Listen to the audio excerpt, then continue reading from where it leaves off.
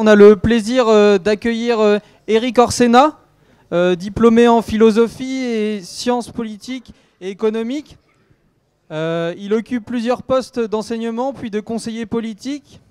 Il est aussi un grand écrivain, détenteur du prix Goncourt en 1988 et auteur de plus de 70 ouvrages.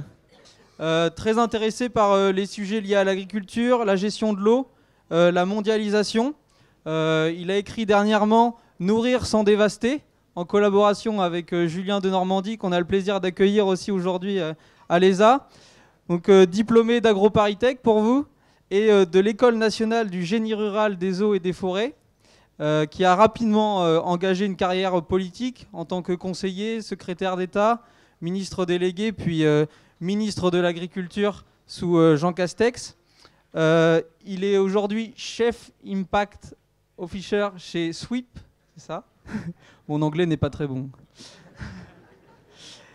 Et cet échange sera animé par Christiane Lambert, premièrement agricultrice éleveuse de porcs dans le Maine-et-Loire, non loin d'ici, également très engagée syndicalement depuis ses débuts, présidente de la Fédération nationale des syndicats d'exploitants agricoles et aujourd'hui présidente du COPA, le syndicat européen des syndicats agricoles. Donc je vous laisse la parole. Merci beaucoup. Il est délicat, il a dit depuis longtemps. Merci. Alors je suis la moins diplômée et je vais devoir vous animer, vous vous rendez compte? Et je vais essayer de me tenir à mon rôle d'animatrice, moi qui suis assez bavarde habituellement, me dit-on, je ne sais pas. Et sur le livre donc, que j'ai devant moi, voilà, qui s'appelle « Nourrir sans dévaster », que certains d'entre vous ont certainement lu déjà. D'abord, un très très grand merci à vous deux d'avoir accepté ce détour par Angers. Vous avez fait un lancement de livre remarqué au bon moment, Salon de l'Agriculture. Vous avez participé à de très nombreuses émissions de télé, de radio, à des débats. Et Dieu sait si c'est important de faire la promotion, pas seulement pour les aspects K-euros de retombées qui sont importants, mais pour valoriser le contenu d'un travail conséquent que vous avez réalisé. Vous avez été présenté, donc c'est bien, je n'ai pas à le faire. Donc ma première question, alors on n'a pas préparé, hein, ils ne savent pas du tout ce que je vais leur demander. Ils me connaissent, je suis bienveillante, donc vous n'aurez pas de surprise. Mais d'abord à chacun, et dans l'ordre où vous voulez. Ce n'est pas l'adjectif que j'aurais retenu. À chacun et dans l'ordre qui vous convient. Pourquoi ce livre? Pourquoi ce livre? Quel en a été le ressort? Et pourquoi ensemble? Julien? D'abord, un grand merci, chère Christiane, et à tout l'établissement de l'ESA de pouvoir être parmi vous aujourd'hui. Ça fait toujours chaud au cœur d'être devant des étudiants. Ça rappelle beaucoup de souvenirs. Et vraiment, avant de commencer, simplement vous dire que vous avez fait le bon choix. Soyez fiers des études que vous êtes en train de faire. Ça vous mène à des métiers absolument incroyables et surtout à ceux relatifs au vivant. Et ça me permet de répondre à la question de Christiane. Les métiers relatifs au vivant sont probablement parmi les métiers les plus compliqués au monde. Parce que le vivant, c'est incroyablement complexe. Parce que dans le vivant, rien ne peut être totalement prédit à l'avance. Parce que le vivant, c'est la prise en compte d'énormément d'écosystèmes qui viennent se percuter les uns aux autres. Le vivant, c'est ce qui nous entoure, on a l'impression qu'on le comprend, et en fait, tous les jours dans vos études, vous vous rendez compte que telle chose, vous ne l'aviez pas imaginé ainsi, que probablement c'était plus simple dans votre perception, alors qu'en fait, c'est incroyablement plus compliqué. Et que les métiers liés au vivant sont les métiers qui tentent d'appréhender avec beaucoup d'humilité, mais aussi beaucoup de force, de détermination, ces complexités-là. Et en fait, alors moi j'ai eu la même formation que vous, et quand j'ai été ministre, je me suis rendu compte qu'il y a une des plaies dans notre société, faisant écho d'ailleurs à la table ronde précédente, c'est que dans tous les débats, on sombre dans une forme de simplisme. J'ai l'impression qu'on recrute très très jeune à l'ESA. Dans tous les débats, je ne sais pas si c'est légal, monsieur le directeur, mais Dans tous les débats, on sombre dans une... Ici, il y a des assez formidables. Il y a un master qui prennent 25 ans. Dans tous les débats, il y a une forme de simplisme qui s'établit. Tout le monde a un avis sur tout, et surtout de façon hyper binaire.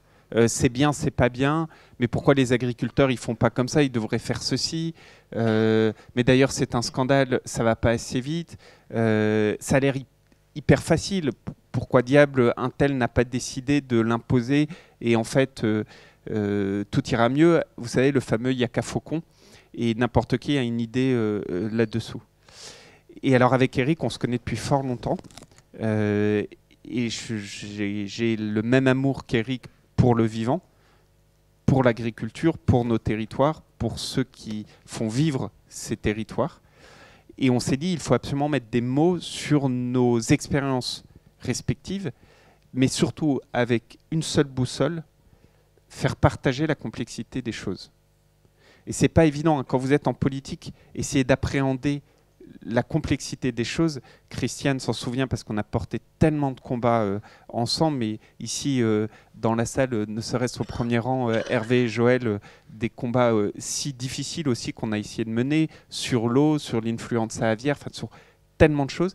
Et en fait, à chaque fois, tous on était percutés par le simplisme. Et donc voilà, on a voulu mettre des mots sur cette complexité, et le titre de l'ouvrage qui s'appelle « Nourrir sans dévaster », en fait, son premier titre, c'était l'agriculture à la croisée de nos chemins, voyage au cœur de nos contradictions et une forme d'ode à la complexité. Alors notre éditeur nous a dit, si vous prenez ce titre, vous n'en vendrez aucun. Il avait probablement raison. Et d'ailleurs, pour la petite histoire, on avait fini le livre au mois de novembre. Et donc on a dit à l'éditeur, bah, c'est bon, on peut le publier. Et notre éditeur nous a dit, un livre sur l'agriculture, même si vous avez changé le titre au mois de novembre, à part Eric, peut-être Christiane et moi-même, ça ne va pas intéresser grand monde. Donc décalez-le et publiez-le au moment où les médias parlent un peu d'agriculture, c'est-à-dire avant le salon d'agriculture. Et entre-temps, Eric a organisé la révolte paysanne dans le pays pour donner une grande pub au livre. Vraiment, je suis assez humilié de ne pas avoir été invité à la table ronde précédente, parce qu'en communication, juste avant un livre, organiser un peu la révolution en France, quel communicant est capable d'arriver à un tel résultat? Donc franchement, j'aime les arts, mais l'année prochaine, invitez-moi. Il n'y a pas que les tweets dans la vie. Il y a aussi les barrages, les tracteurs, etc. Enfin, j'ai des capacités qui sont insoupçonnées, mais d'une capacité de ravage rarement atteinte. En revanche, Eric ne sait pas comment remettre le dentifrice dans le tube. Et donc, il a créé le problème, mais il ne sait pas comment le résoudre. Alors, je vais rebondir, mais Eric va répondre après. Vous avez énormément anticipé. J'ai pas répondu. Alors, vas-y, Eric, tu réponds. réponds. Alors, d'abord, je salue... Tu réponds, et après, oui, bien sûr. Je te mets en valeur. Mais bien sûr. Non, mais tu as raison, parce que vaut mieux. Avec lui, intérêt. Et donc, non, moi je voulais vous saluer aussi parce qu'il se trouve que j'ai été 12 ans prof d'économie des matières premières. Donc les amphis comme ça, j'en ai eu un peu partout et c'est des bonheurs absolus, des tracs incroyables et puis des moments où, souvent d'ailleurs, j'ai commencé par exemple en étant prof d'économie chez des juristes qui n'en avaient rien à foutre. Donc c'était assez intéressant de voir ce que c'était. Donc l'amphi, je me retrouve devant un amphi, c'est le pied. Pourquoi le livre ? Parce que moi, j'ai une façon je savais depuis l'âge de 8 ans que je serais écrivain. Pour moi, le livre, c'est ma manière de réfléchir. Quand quelque chose je ne comprends pas, j'essaye de faire un livre. Comme je comprends de moins en moins, je fais de plus en plus de livres. Donc, c'est la question. Et pourquoi avec Julien ? Parce qu'il y a une règle dans la vie, et on en a parlé un peu, il ne faut pas être seul. C'est-à-dire, l'amitié, ça permet d'être plus grand que soi-même. Plus divers, plus audacieux, d'aller justement dans les complexités. Je navigue depuis l'enfance. Mais évidemment, je ne suis pas un grand marin. Quand je fais un livre en Antarctique avec Isabelle Autissier, évidemment, je deviens d'une certaine manière un grand marin. Quand les liens d'amitié très très forts sont avec François Jacob, prix Nobel de médecine, parce que je me retrouve à l'Académie à côté de lui, qui m'engueule parce que comment j'ose poser mes fesses sur le fauteuil de Pasteur, voilà, je suis plus grand. Sans on est plus grand. Donc, l'amitié, c'est le trésor absolu de la vie. Donc quand on rencontre un jeune comme lui, là, d'abord c'est marrant parce qu'il a l'âge exactement de mon fils, donc tout ça est amusant. Il sait des tas de choses, bien plus que moi, dans le domaine du vivant. Dernier point, moi j'étais dans l'économie. Et j'étais donc Paris, London School, machin, etc., tout ça, etc. Et donc, je me suis rendu compte, quand j'ai été élu à l'Académie française, il y a très longtemps maintenant, que j'avais fait toutes les sciences humaines possibles, dites humaines, et je ne savais rien du vivant. Comment est-ce qu'on peut dire sciences humaines sans rien savoir du vivant? J'ai fait de la philo, j'ai fait du droit, j'ai fait la sociologie, j'ai fait de l'économie, etc., à des niveaux honnêtement corrects, mais vivant, zéro. Donc, moi, je le dis, Julien le sait, Christian aussi, c'est que l'école que j'aurais dû faire, c'est la vôtre. C'est clair que c'est ça, parce que c'est ça. Donc, petit à petit, je rame pour essayer d'avoir, alors je négocie, je souris, je menace, tout ça, etc., que à la fin, au tour extérieur, je sois ingénieur agronome. Voilà, j'ai répondu. Vu qu'ils recrutent très très jeunes, peut-être qu'ils peuvent recruter un peu... Oui, tout à fait, mais quand je lui dis souvent, parce que quand il me chauffe sans arrêt sur l'âge, je lui dis qu'il a bien vu récemment qu'il y a des premiers ministres qui sont nettement plus jeunes que lui, donc Camembert. Alors, donc vous avez répondu. Donc il faut vous dire que c'est dans un climat de haine que nous avons écrit. Comprenez, vous voyez ce truc, c'est... Non, c'est... Voilà, enfin, bon. Donc on sait maintenant le pourquoi du livre. Et pourquoi le titre? Sinon, l'éditeur vous a convaincu. Mais j'ai eu l'occasion, on en a parlé un petit peu, il y a quand même un choix qui aurait pu heurter ou surprendre. En fait, à qui vous adressez-vous quand vous dites nourrir sans dévaster? Alors, au plus grand nombre, et c'est vrai que le titre, on avait une forme de crainte, en tout cas moi j'avais une forme de crainte, c'est que le titre puisse être mal compris, c'est-à-dire qu'on fait ce qu'on s'est dit depuis le début de cet après-midi, le côté on pointe du doigt ou le côté injonction. Vous l'aurez compris, Éric et moi, on n'est absolument pas dans l'injonction, bien au contraire. Et encore plus, on est des fervents défenseurs de nos agricultures. Et pourquoi ce titre? D'abord parce qu'il faut interpeller le plus grand monde. Je pense que ni à Éric ni à moi-même, quiconque puisse faire un procès de non-solidarité, si je puis dire, vis-à-vis du monde agricole. Et donc, profitant de cela, on peut, par un tel titre, aller toucher des personnes qui, eux, se diront « bah tiens, en fait, même eux le disent, donc il faut aller voir exactement », et puis découvriront, chemin faisant, toute la complexité qu'il y a derrière, et peut-être fermeront le livre en se disant « les agriculteurs, les premiers, ne souhaitent pas une destruction de l'environnement, bien au contraire ». Et le deuxième point, c'est qu'en fait, le terme « dévaster », qui est incroyablement fort, nourrir, c'est l'essentiel. Dévaster, c'est consubstantiel à l'essentiel, si je puis dire. Et dévaster, c'est dévaster notre environnement, ce à quoi tout le monde pense au début. Mais ce qu'on montre dans le livre, c'est aussi réussir à nourrir aujourd'hui 8 milliards, demain 10 milliards de personnes, sans dévaster donc nos écosystèmes, mais aussi sans dévaster nos paysans, nos agriculteurs, mais aussi sans dévaster nos solidarités, parce que ce livre est un voyage en France, mais également à l'international. On parle par exemple des pays du continent africain, de l'Europe de l'Est, qui ont besoin d'une partie des productions européennes. Et quand l'Europe n'est pas là, c'est la Russie avec ses crocs qui vient se figer dans les estomacs, par exemple, des Égyptiens aujourd'hui. Donc il y a une véritable guerre alimentaire. Et Éric, qui est prof à l'école de guerre, pourrait en parler précisément également. Et puis c'est aussi dévaster une forme de nous-mêmes, une forme d'une partie de nous-mêmes, une partie de nos sociétés. Notre rapport à l'alimentation. Dis-moi ce que tu manges, je te dirai qui tu es. Dis-moi comment tu manges, je te dirai à quelle société tu appartiens.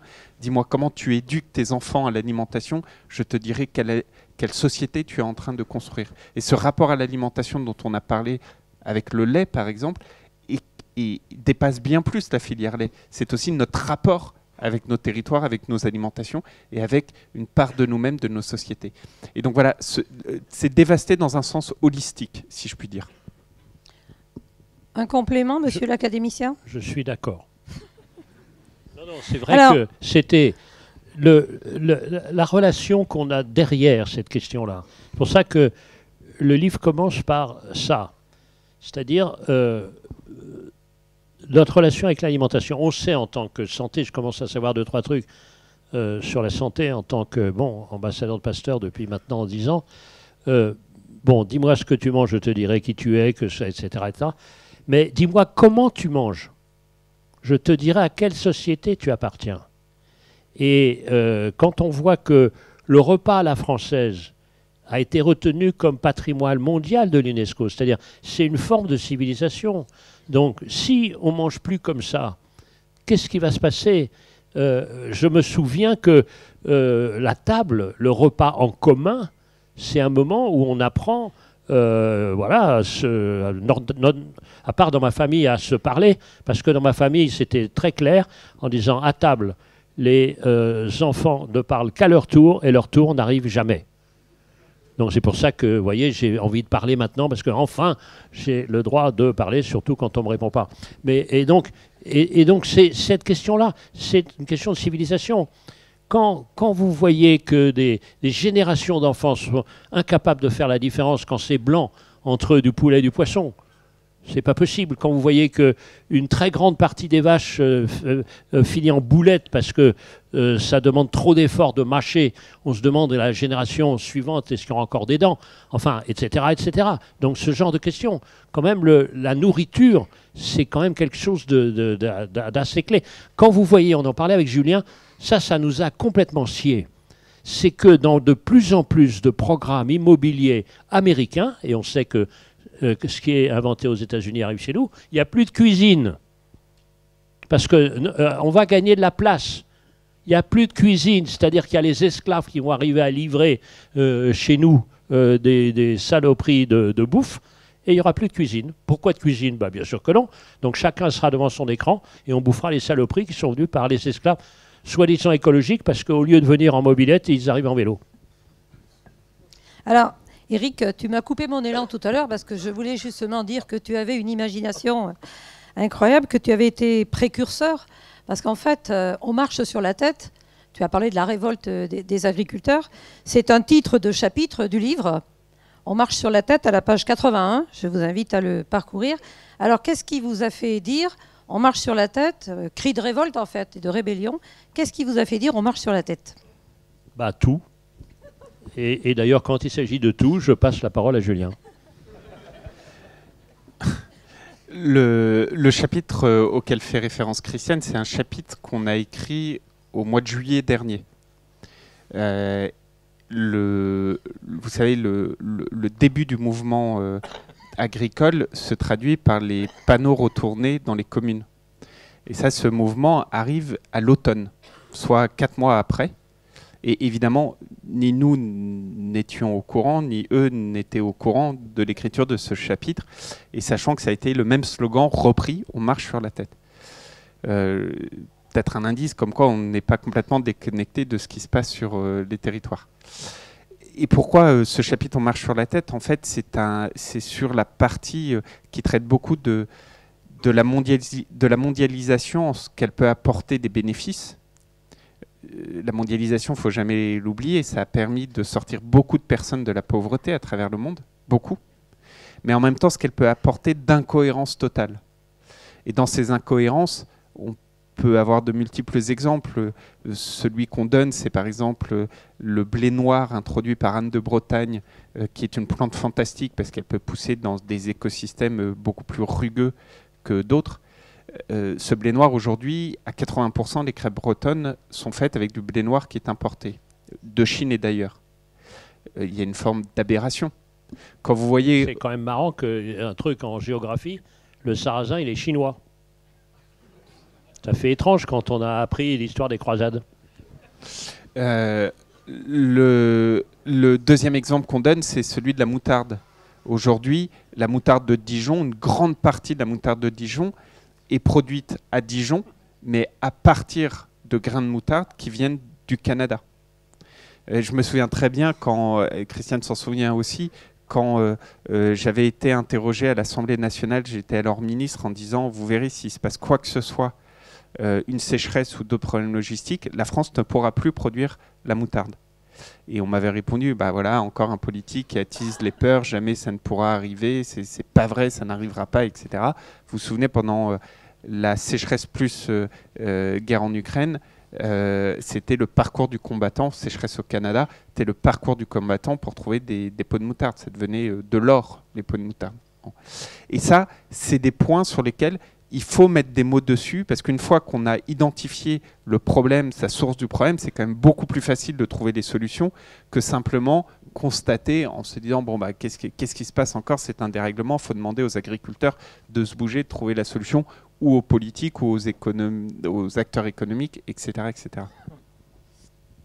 Alors, un autre volet du livre, vous avez beaucoup voyagé, vous nous faites découvrir d'ailleurs bon nombre d'histoires de produits. J'ai bien aimé l'histoire du maïs et tout, mais vous avez aussi beaucoup découché. Pardon. Une nuit avec Ricardo, une nuit avec Turgot, une nuit avec Robert Schuman. Mais qu'est-ce que c'est que cette vie débridée? Est-ce que vous pouvez nous en dire un peu plus là, c'est clairement Eric qui répond. Oui, moi, oui. Parce que dans la vraie vie, c'est vraiment Eric qui répond. Oui. Oui. C'est lui qui a découché, alors j'ai compris. Oui. Alors, après 21h, nous aurons un deuxième amphi pour adultes consentants. Et là, on parlera d'autres points de vue de mon romancier, voilà, romancier d'amour, et une autre affaire. Alors, pourquoi? C'est que on a eu envie, pour expliquer ce qui se passait aujourd'hui, de trouver des ancêtres. De la même manière qu'on a eu envie de faire de la géographie. On a envie de faire de l'histoire et on a envie de faire de la géographie, c'est-à-dire de se sortir de la tyrannie du court terme toujours immédiatement. C'est-à-dire ça vient d'où? Et donc on a pris ceux qui ont créé, par exemple, l'agriculture française avec Sully, ceux qui ont jeté les bases du commerce avec Ricardo. Et c'est très intéressant parce que quand on est arrivé en début d'après-midi, le débat qu'il y avait sur la valeur, etc., c'est exactement du Ricardo. C'est-à-dire, est-ce que le marché doit être sans règles ou est-ce qu'il y a à voir, Ricardo, avec les avantages comparatifs? Vous avez de l'eau, vous faites du riz, vous avez, etc., les avantages comparatifs, vous voyez ça, etc., très bien, pour la plus grande, le plus grand bénéfice de l'ensemble. Ou est-ce qu'il y a des règles où il n'y a pas seulement le marché? Est-ce que le marché, il doit être comme ça, concurrence pure et parfaite? Il n'y a jamais eu de concurrence pure et parfaite, là c'est l'économiste qui vous parle. Et donc comment ça marche? Vous voyez ce genre de questions. Donc on dit Ricardo peut-être, mais avec des conditions. Et on parlera tout à l'heure de l'Europe, vous verrez que Schuman, c'est exactement l'inverse d'une certaine manière de ce qu'on peut voir aujourd'hui. C'est-à-dire le manque de vision, alors que Schuman, il y en avait une. Vous voyez, donc on a ces gens qui sont là, qui nous ont éclairés et qui nous rappellent quelques vérités de base. C'est-à-dire que moi, j'ai eu la chance, étant donné mon grand âge, comme dirait mon voisin, j'ai eu la chance de croiser, de travailler avec lui, avec Edgar Pisani, qui était quelqu'un de formidable. Et ce que c'était qu'une vision, vous voyez. C'est-à-dire, on n'a pas inventé l'eau chaude toujours. Il y a quelques ancêtres qui nous ont donné des lignes qu'on n'a pas toujours suivies. Il y a un autre monde, mais tout n'est pas toujours nouveau. Vous voyez, c'est ça l'affaire. La culture, c'est pas on recommence à chaque fois. Non, c'est pas vrai. Donc ça continue un peu ça. Donc on voulait donner cette dimension-là. Et il y a comme ça des rendez-vous. On découche avec des personnages absolument magiques.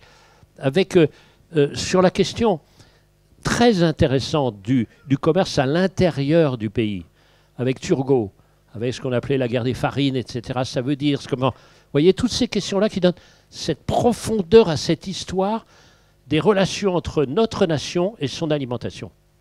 Une précision à Julia de Normandie. Vous avez souvent entendu dire, lorsque vous étiez ministre, et surtout quand vous avez présidé l'Union européenne, donc sur le premier semestre 2022, dire qu'on ne pouvait pas continuer à commercer comme avec les théories de Ricardo, et donc les avantages comparatifs, etc., ce que vient de décrire Éric Orsena, depuis l'accord de Paris, depuis la COP21 et l'engagement de tous les pays de réduire l'empreinte carbone, de décarboner, etc. Est-ce que vous, et vous avez proposé d'ailleurs sur ce registre des clauses miroirs, des mesures miroirs, etc. Est-ce que vous pourriez l'approfondir et peut-être nous dire quel succès vous avez remporté, réalité, succès d'estime, comment ont réagi les autres ministres, parce que le climat européen au nord n'est pas tout à fait sur ce registre-là. Et c'est là un très bon exemple de la complexité des choses.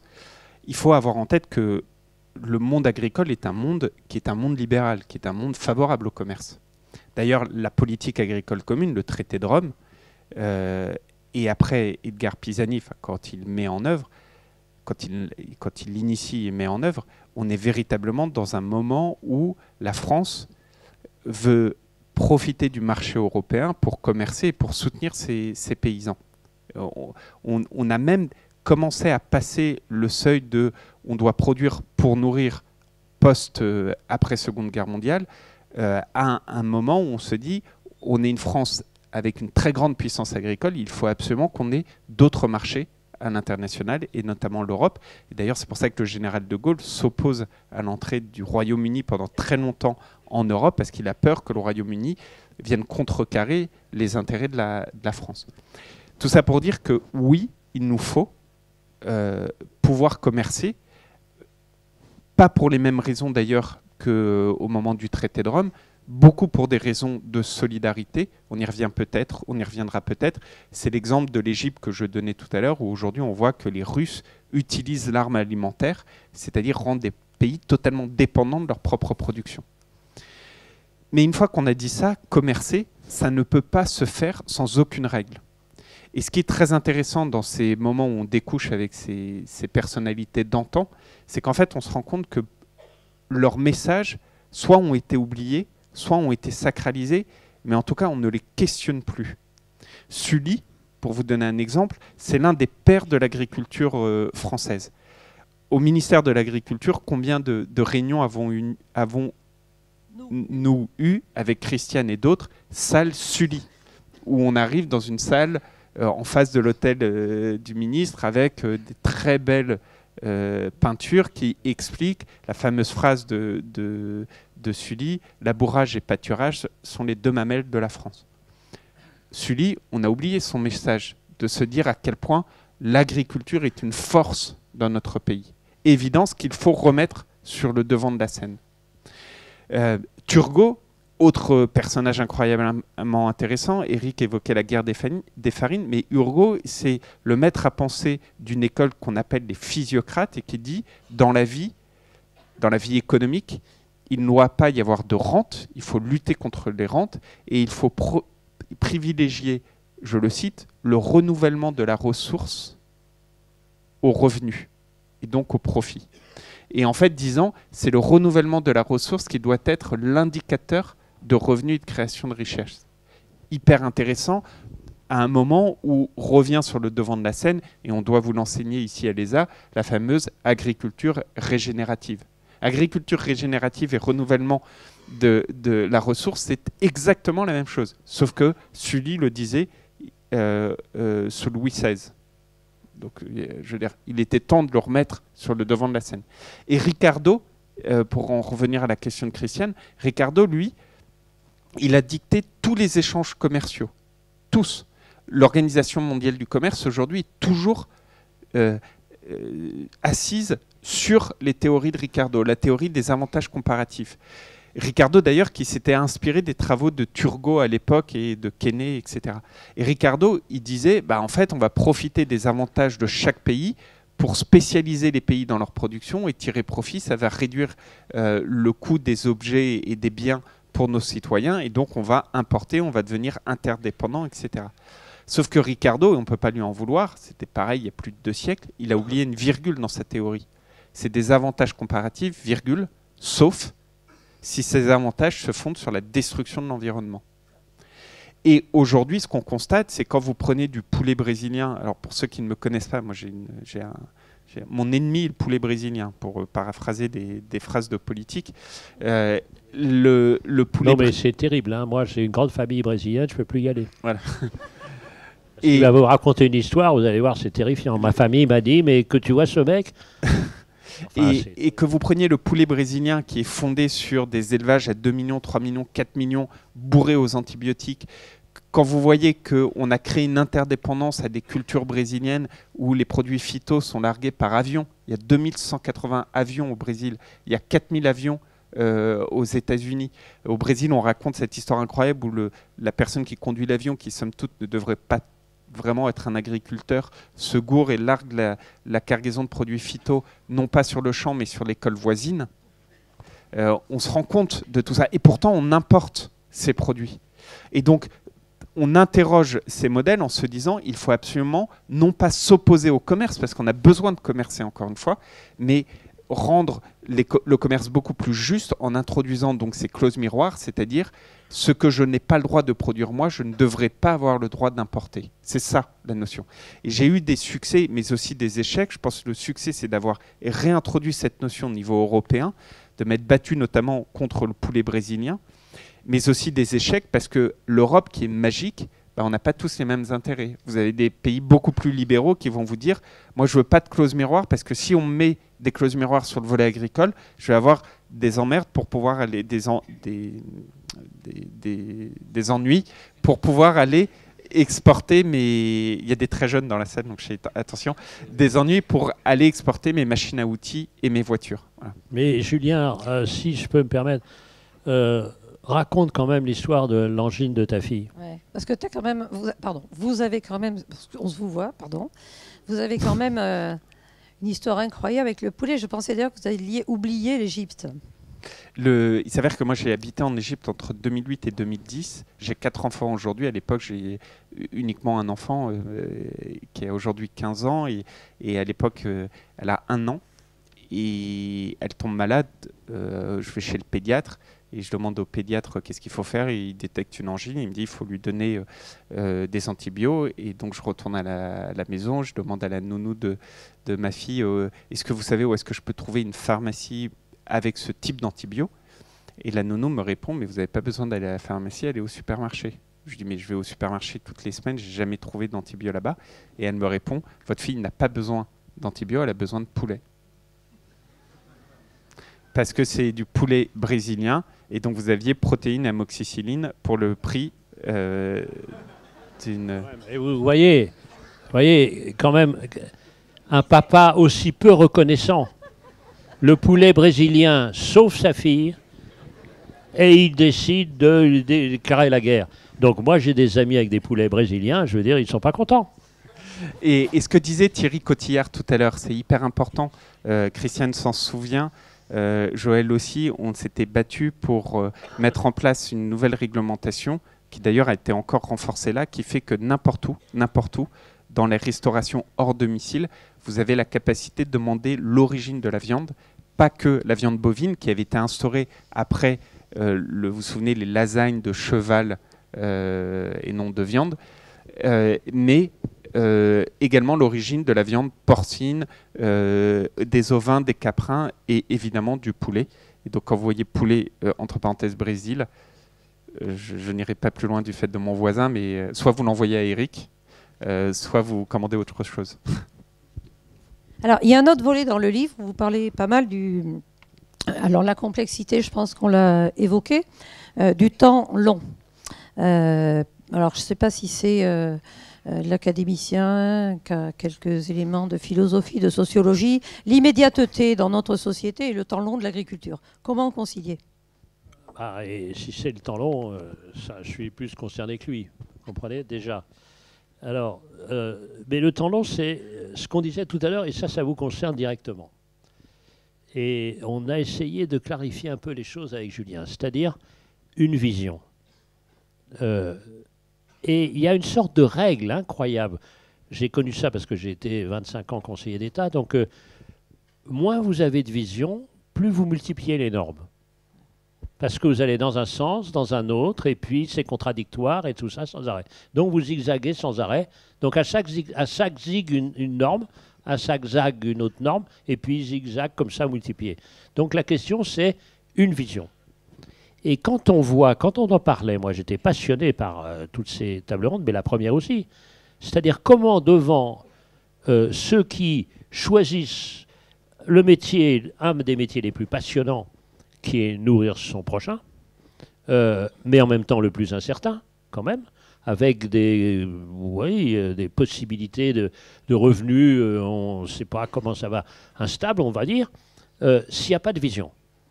Et donc c'est ça cette affaire, c'est-à-dire proposer une vision, c'est-à-dire de long terme. On dit, bon, il faut qu'il y ait une transition. Où est-ce qu'on va au lieu d'aller dans un sens, dans un autre sans arrêt? Et puis comment on va vous accompagner? Et comment on va... Ça, c'est une question clé pour moi de plus en plus. Comment on va rémunérer l'autre dimension de ce que vous offrez à la société, c'est-à-dire pas seulement le produit, mais participer à la transition nécessaire, et notamment climatique. Moi, ça, c'est absolument clé, ça. Et donc, c'est ça qui nous a, vous voyez, tout à fait intéressés et passionnés. Et puis, on est dans cette bataille-là maintenant, puisqu'on, voilà, de plus en plus de débats dans beaucoup d'endroits du monde agricole. Donc, cette question du long terme, sans arrêt. Parce qu'il y a une question très, très, très vertigineuse. Il y a une petite musique qui nous dit que nos démocraties sont prises en otage par le court terme à cause des réseaux sociaux, à cause des élections, à cause des trucs, etc. Et qu'on ne peut pas avoir de vision. Donc mieux vaut les dictatures. Et cette petite musique, on l'entend un peu partout. On voit ça. Alors qu'à chaque fois qu'il y a une crise, on l'a vu, on a bien vu, là je connais bien cette affaire parce que j'étais vraiment avec l'Institut Pasteur là, au cœur de la lutte contre la pandémie. Genre rien moi, mais j'étais avec eux, on suivait. Quels sont les États du monde qui ont le plus mal géré? Ce sont les dictatures. À commencer par la Chine. Et vous voyez bien aussi quand on relance une économie, ça ne marche pas non plus les dictatures. Donc vous voyez, cette question est clé. Donc comment, dans nos pays de liberté, intégrer le long terme?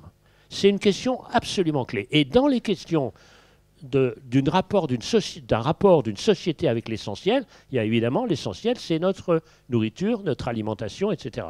Donc c'est ça. Et c'est ça, ce besoin de vision, il est absolument clé. Alors évidemment, je suis à 200 000% d'accord avec ce que vient de dire Eric. Et c'est essentiel et je pense que, d'ailleurs, pour reprendre ce que disait Eric sur Edgar Pisani disait que la bonne politique, c'était d'avoir une vision et de se soucier du quotidien, et que la mauvaise politique, c'était l'accumulation des mesures. Je crois que c'est hyper vrai. Et d'ailleurs, nourrir sans dévaster, si à la fin des fins, ça permet justement d'asseoir ou de renforcer une vision, ce sera probablement la plus grande utilité qu'on aura pu avoir en écrivant cet ouvrage.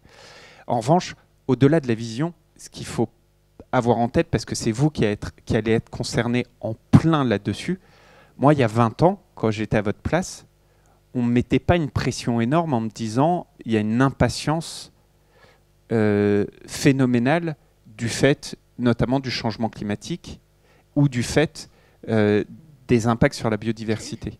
Vous allez être la génération d'ingénieurs qui allait devoir réussir à accélérer le temps. Et réussir à accélérer le temps, c'est méga difficile. Parce que vous allez devoir gérer l'impatience d'un côté, l'impatience de toute la société, et une impatience qui est légitime. Vous allez devoir gérer l'impérieuse nécessité de transformer les modèles du fait du changement climatique, soit en s'adaptant, soit en réduisant les émissions. Et c'est incroyablement difficile là aussi, parce que les deux principales sources d'émissions dans l'agriculture, c'est le méthane et le protoxyde d'azote. Enfin, il y en a un, c'est la respiration et l'héros des vaches. Enfin, la rumination, on va pas inventer des vaches qui ne font pas de méthane.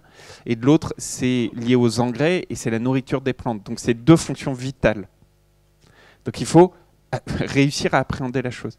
Et puis, vous allez avoir, en revanche, un atout génial qui a été présenté tout à l'heure, c'est ce que la science va pouvoir vous apporter. Par exemple, sur les fameuses NBT, les nouvelles technologies de sélection, qui vont vous permettre d'accélérer le temps. Donc, tout ça pour dire que vous allez être la génération d'ingénieurs qui allez devoir, vous n'aurez pas d'autre option, devoir accélérer le temps. C'est un beau défi, je peux vous dire. Vous voyez, c'est les deux dimensions, c'est-à-dire du long terme et l'accélérer. Mais accélérer le temps, ça ne veut pas dire être pris dans l'immédiat. C'est pas du tout ça. Et moi, il se trouve que donc ça fait le 8e tome que j'écris seul ou avec des savants, comme Julien, sur la mondialisation. Et ce que je prépare maintenant, c'est sur le temps. Parce qu'on a beaucoup réfléchi sur l'espace. Parce que, par définition, la mondialisation, c'est l'espace. Mais si c'était aussi la question du temps qui se posait maintenant. Vous voyez, c'est une question qui, moi, me passionne, comme vous le sentez. Il serait temps, Eric, d'écrire là-dessus. Non, mais attends. Toi, t'es un petit mec. Moi, je suis un immortel. Donc... Alors, pour vous réconcilier, un sujet... Gabriel Attal, au secours. Un sujet de temps long, mais sur lequel il faut accélérer aussi. Et je sais que... Éric, toi, tu es un passionné du sujet. Avec Julien de Normandie, ministre, nous avons essayé de porter et de faire avancer cette thématique du stockage de l'eau. Parler de la ressource tout à l'heure et du renouvellement de la ressource sur la question de l'eau, qui est un chapitre très important aussi dans votre livre. Les guerres de l'eau. Pouvons-nous y échapper? Aujourd'hui, on parle de guerre de l'eau. Quel échec, Éric? Alors, il se trouve que, comme Julien l'a dit, je donne des cours à l'école de guerre sur ces questions. Pendant longtemps, on a cru qu'on allait échapper aux guerres de l'eau. Parce que l'eau est tellement importante, on le sait bien, il y avait une vision quasiment de dissuasion quasi nucléaire. C'est-à-dire, c'est tellement important qu'on savait qu'on était obligé de trouver une solution, premièrement. Deuxièmement, il y avait moins de gens sur Terre. Et troisièmement, ils n'étaient pas tous concentrés, maintenant plus de la moitié, dans des villes. Donc maintenant, c'est autre chose. Quand on se battait pour un puits dans le désert, ça mettait un peu d'animation dans un endroit qui était privé de Netflix. Alors que maintenant, quand il y a deux métropoles de 15 millions d'habitants qui se battent pour un fleuve, évidemment, c'est autre chose. J'ouvre mon cours à l'école de guerre sur le Nil. Vous voyez ce que c'est, le Nil? Le pouvoir de tout temps a été en aval. Les pharaons, l'Empire ottoman et les Anglais colonisateurs, qui interdisaient à l'Éthiopie de prélever plus de 10% du Nil bleu, qui représente 80% du débit du Nil. Le reste, le Nil blanc, c'est les grands lacs, Tanganyika, etc. Donc, la situation, elle était infernale pour l'Éthiopie, qui a décidé, il y a 10 ans, de lancer le projet d'un barrage Renaissance sur son territoire, juste avant la frontière du Soudan, sans rien demander à personne. Alors, j'arrive à Addis Abeba, je vois l'ambassadrice de France qui me dit « Mon confrère, l'ambassadeur d'Égypte, veut vous voir. » Très bien. Bonjour, monsieur l'ambassadeur. Très bien. Éducation religieuse française, parfait. Charmant. Il me dit « Vous allez demain visiter la fin des travaux du barrage Renaissance. Ce barrage n'ira pas à son terme. Point. Et ce n'est pas par hasard si on envisage d'acheter des Rafales. » Alors, le barrage a été à son terme. Et maintenant, on est en train de négocier sur le taux de la vitesse de remplissage du barrage. Mais il se trouve que si vous avez en gros 105 millions d'habitants en Égypte, vous avez 115 millions d'habitants maintenant en Éthiopie. Et que si jamais il venait à l'Égypte la très mauvaise idée de taper le barrage, elle taperait quoi? Elle taperait en Afrique le principal lieu de délocalisation des entreprises chinoises dans le domaine de textile, dans le domaine des voitures, dans le domaine aussi de la pharmacie. Donc vous voyez ce genre d'interaction. Donc on n'est pas chez rigolo, ça. Et alors je pourrais vous parler du Bangladesh, je pourrais vous parler d'autres éléments, je pourrais vous parler du delta du Mékong, etc. Tous ces éléments-là. Donc ça, c'est le panorama global. Maintenant, en France, il y a 15 ans, j'ai écrit un livre qui s'appelle L'avenir de l'eau. On m'a dit, ça c'est vraiment intéressant, on voyage, c'est bien. Un truc, c'est clair, c'est que c'est exotique. Car s'il y a une seule chose certaine, c'est que la France, virgule, pays tempéré, virgule, jamais ne souffrira de sécheresse. Et alors on voit non seulement des sécheresses, parce qu'en ce moment, les Pyrénées-Orientales sont toujours et de plus en plus alimentées en eau uniquement avec des camions. Et en même temps, vous avez les dérèglements de l'autre côté, c'est-à-dire trop d'eau, pas assez d'eau, c'est-à-dire plus du tout tempéré, c'est-à-dire il y a la même quantité d'eau, mais qui est répartie complètement différemment. Donc, qu'est-ce qu'on fait? Évidemment, économiser, c'est vrai, évidemment partager, évidemment retenir ce qu'on peut. Et quand on me dit, mais est-ce que tu es pour ou contre les bassines? Je dis, premièrement, tu changes de nom. Parce que bassine, ça veut dire médical, fuite urinaire, machin, etc. Donc tu dis réserve déjà. Parce que réserve, ça veut dire qu'on ne gaspille pas. Et on me dit, dis-moi où je te dirai si j'y suis pour ou favorable ou pas. Et là, avec notre grand Hervé ici, là, le grand garçon ici, là, qui est sage, c'est rare parce que d'habitude il parle beaucoup, mais là il se tait parce que c'est nous qui parlons. Et donc, on a eu... Moi j'étais contre les départements. Eh bien, j'ai vu à quel point il fallait un maillage extrêmement fin du territoire pour savoir comment on décide. C'est ça la belle géographie. La géographie, c'est l'interaction, la transdisciplinarité dont on parlait, l'interaction des savoirs, et savoir quelle est la bonne échelle pour agir. Et quand on voit que deux départements voisins ont des politiques complètement différentes, liées à des histoires complètement différentes. Vous avez les Deux-Sèvres, personne ne se parle, et on fait un gros machin, et tout le monde est contre. Juste le département à côté, il y a la Vendée. Alors moi, la Vendée, a priori, ce n'était pas ma tasse de thé. Moi, je suis social-démocrate. Philippe de Villiers, il a des machins partout, etc. Tout ça. Je connaissais la Vendée uniquement à cause du Vendée Globe, parce que je navigue, donc voilà.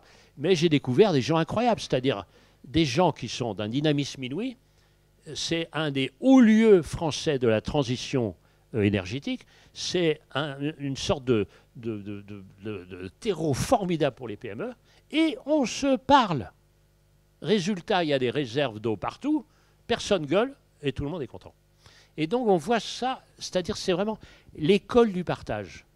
Et c'est ça, ces mécanismes. Alors, si ça vous intéresse, on peut parler de désalinisation, etc. Bon, très bien, mais ces questions, et vraiment, de la même manière que dis-moi comment tu manges, ce que tu manges, je te dirai qui tu es, l'eau, c'est le miroir de nos sociétés.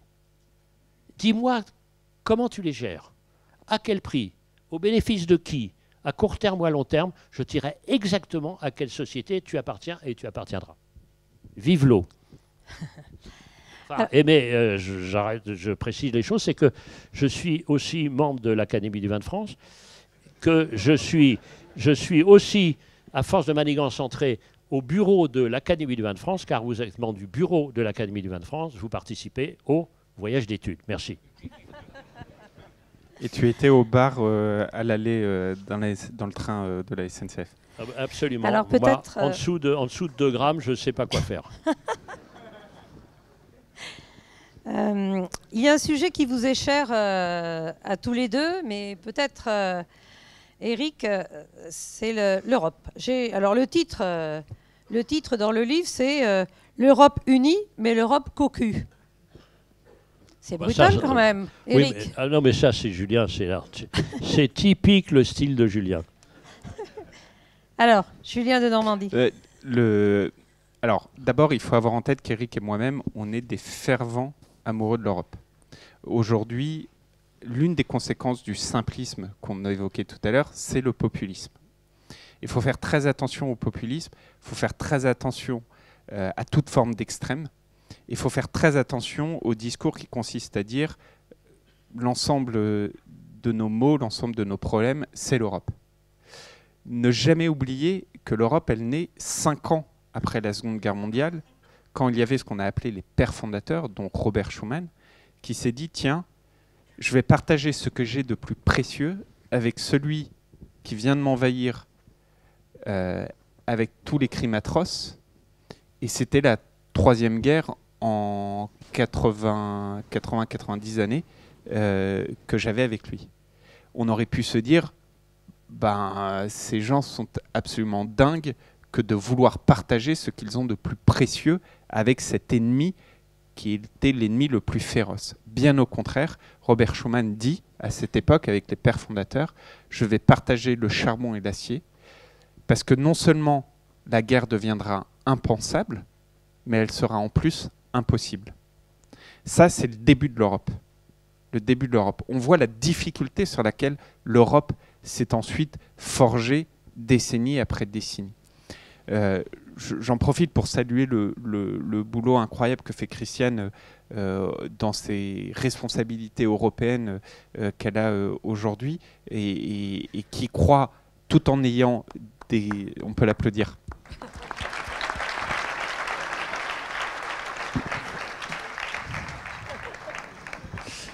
Et qui, tout en ayant des discours critiques sur bons points de l'Europe, a toujours cette croyance en se disant il faut changer l'Europe de l'intérieur et faire évoluer les choses. Et parfois, alors on a tous en tête des sujets sur des mesures précises, des sujets sur des complexités, des sujets sur la lourdeur des dossiers PAC, des sujets, etc., etc. Mais parfois, on a des sujets qui sont d'une nature encore plus stratégique, et c'est l'exemple qu'on donne dans le livre, qui est le scandale des protéines. Après la Seconde Guerre mondiale, il y a le plan Marshall, les États-Unis d'Amérique aident le continent européen et délivrent des tracteurs. Les Ferguson, vous en avez tous entendu parler. Et quelques années après, les pères fondateurs, donc créent l'Europe, font le traité de Rome. Mais à ce moment-là, les États-Unis disent aux Européens, bah, écoutez, faites votre truc, mais à une condition, c'est que vous resterez dépendants de nous sur toutes les protéines. Et donc, décennie après décennie, l'Europe se spécialise dans des cultures. Mais pourquoi aujourd'hui on a si peu, par exemple, de colza et qu'on importe autant de colza? C'est parce que dès le moment de la Constitution européenne, les États-Unis nous ont imposé de garder une forme de dépendance vis-à-vis d'eux. Concrètement, ça veut dire qu'il n'y avait jamais de droit de douane, ça veut dire qu'ils pouvaient nous envoyer autant de produits qu'ils souhaitaient, etc., etc. En 1992, première tentative de rébellion des Européens, ils disent on va favoriser, on va mettre des aides pour favoriser la culture de protéines sur nos territoires. À ce moment-là, les États-Unis arrivent devant l'Organisation mondiale du commerce, déposent un dossier, ça s'appelle la guerre du soja. Les Européens, le lendemain matin, s'excusent d'avoir demandé pardon, reprennent le dossier et roulent mimine, il n'y a plus personne. Il s'avère qu'en 2021, on l'a fait ensemble avec Christiane, au moment de la revue de la PAC, on a réintroduit ce qu'on appelle des aides couplées protéines pour favoriser les cultures et de légumineuses, mais aussi la réintroduction alors, protéines et oléoprotéagineux, mais la réintroduction de plus de soja et de colza sur notre territoire. À l'époque, la France agricole avait tiltré un ministre en croisade à Bruxelles, le dossier des protéines. Pourquoi? Parce que la France agricole avait bien en tête tout cela. Et pourquoi donc ce titre? C'est que l'Europe, ce qui est génial, c'est qu'on peut être unis, on peut avancer. Et ce qu'on a réussi à faire sur les protéines n'en est que le début, mais envoie un signal très fort en disant qu'il faut retrouver une indépendance protéique européenne, mais parfois coquue parce qu'on a mis beaucoup de décennies avant de réussir à retourner la table et à se dire qu'on va pouvoir avancer. Mais cet exemple montre bien que jamais, jamais il ne faut considérer l'Europe comme la source de tous les problèmes. Il faut critiquer l'Europe, d'ailleurs il faut beaucoup plus le faire à Bruxelles qu'en France. Vous avez souvent des gens qui critiquent sur les plateaux de télé en France, puis quand ils sont à Bruxelles, ils disent plus rien. Non, ça se critique là-bas, il faut un peu plus de courage, mais c'est comme ça que ça se fait. Et il faut toujours se dire, on change parce que c'est grâce à l'Europe qu'on peut avoir le poids vis-à-vis des équilibres mondiaux actuels. Éric. Alors, il y a des questions extrêmement compliquées internationales sur les questions européennes. On a été en Ukraine il y a juste un an. Un an, on était en Ukraine. Et on a regardé tout ça et on a vu ce que c'était que le gigantisme. Le vrai gigantisme. C'est-à-dire, on se retrouve devant une étendue et on dit, vous avez une belle exploitation. Ils disent, oh, c'est rien, c'est 190 hectares, c'est rien, c'est un morceau de notre exploitation qui en fait 22 000. Donc, même si, alors, étant donné que vous avez une bonne terre, le tchernosium, hein, voilà, mais il y a des rendements qui ne sont pas formidables, mais des économies d'échelle absolument gigantesques. Donc, des conditions de concurrence qui sont des conditions de concurrence terribles pour nos agriculteurs à nous, bien sûr. Donc, quand il y a eu le début de la guerre on a ouvert nos portes, évidemment, à tous les achats qu'on pouvait faire des produits ukrainiens. Et puis, la guerre continuant. Bah, c'est des questions de survie pour notamment les voisins polonais. Vous voyez, ce genre de questions. Donc, ils se trouvent posés. Donc, maintenant, on dit qu'est-ce qu'on fait, comment est-ce que ça va se passer, etc. Question. Maintenant, le point de vue. Ce qui m'a frappé en discutant avec Julien, c'est que on n'a jamais eu la possibilité d'avoir des chiffres clairs, des objectifs de production de l'Europe. C'est-à-dire qu'on on avance un peu dans l'incertain. On ne sait pas ce qu'on veut au fond, premièrement. Deuxièmement, et on l'a vu dans la première table ronde, c'est que jamais un marché ne suffit. Il ne faut pas seulement donner des régulations à un marché, voire Ricardo, compléter. Il faut donner des visions. Et donner des visions, c'est des projets. Et regardez, on a parlé du plan protéines, mais quels sont les autres projets ? Quels sont les autres projets scientifiques qui pourraient être portés? Quels sont les projets de formation au niveau européen? Regardez la timidité de ce formidable mouvement Erasmus. Il se trouve que, comme je suis un petit reporter, malade de toutes les grandes aventures, j'ai été pendant 2 ans reporter des 2 dernières années de la construction de la 380. C'était un Airbus formidable qui n'a pas trouvé de résultat commercial, mais techniquement, c'était inouï. S'il n'y avait pas eu ce projet, si on avait laissé le marché faire, il y aurait eu Boeing.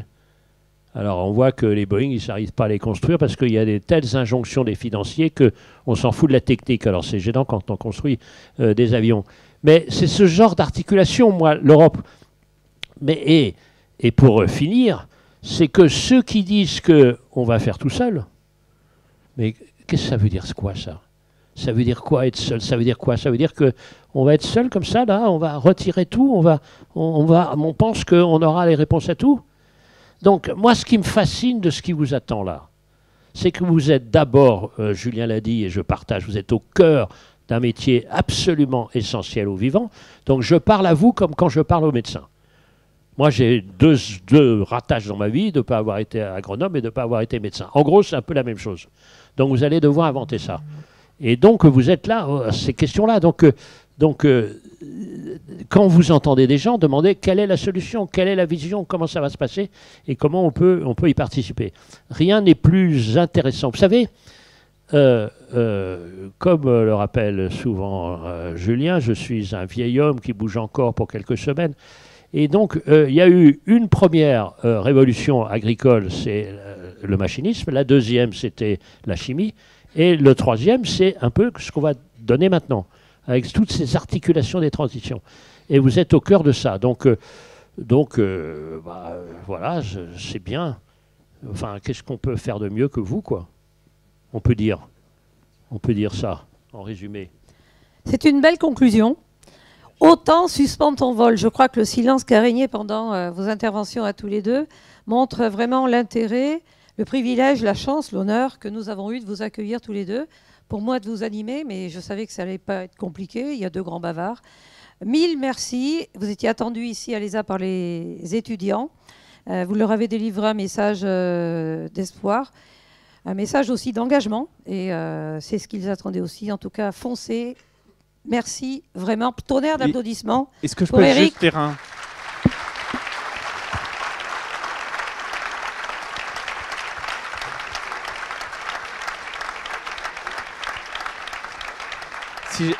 Ça se fait pas du tout, mais Christiane ne m'en voudra pas. Mais juste insister sur ce qu'a dit Christiane, son dernier mot, celui de l'engagement.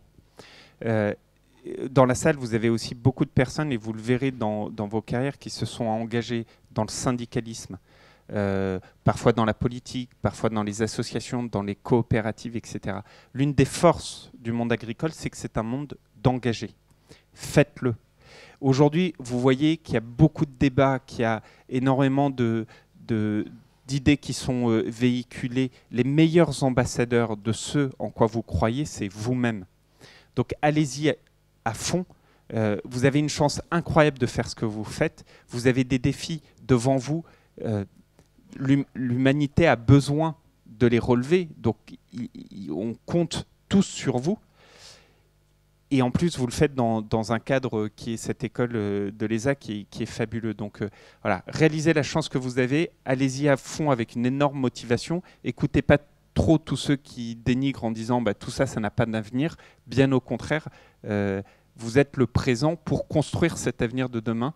Et donc engagez-vous à fond là-dessus. À fond et franchement à fond et si possible ensemble.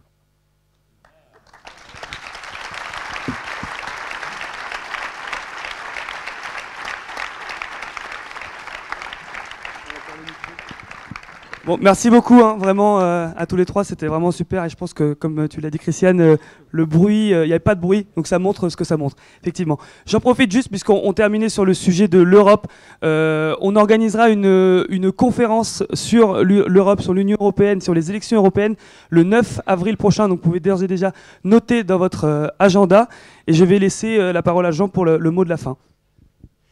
Merci, un grand merci à vous tous d'être venus interagir avec nos intervenants qu'on peut encore une fois applaudir pour leur déplacement. Et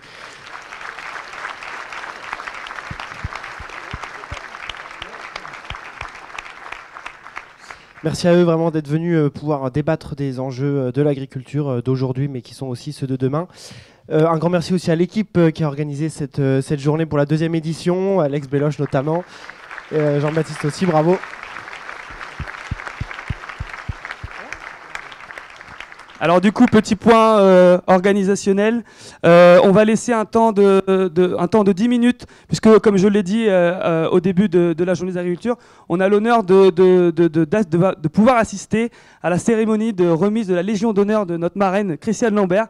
Donc les étudiants sont bien évidemment conviés. Si vous souhaitez rester, vous pouvez rester dans la salle, et si vous souhaitez quitter la salle, eh bien, vous pouvez le faire. On se retrouve à 18h15. Et j'appelle aussi tous les bénévoles, s'il vous plaît, et tous les intervenants de cette journée. On va essayer de faire une petite photo voilà, avec les lettres de l'ESA. Donc voilà, on se retrouve à 18h15. Merci à tous.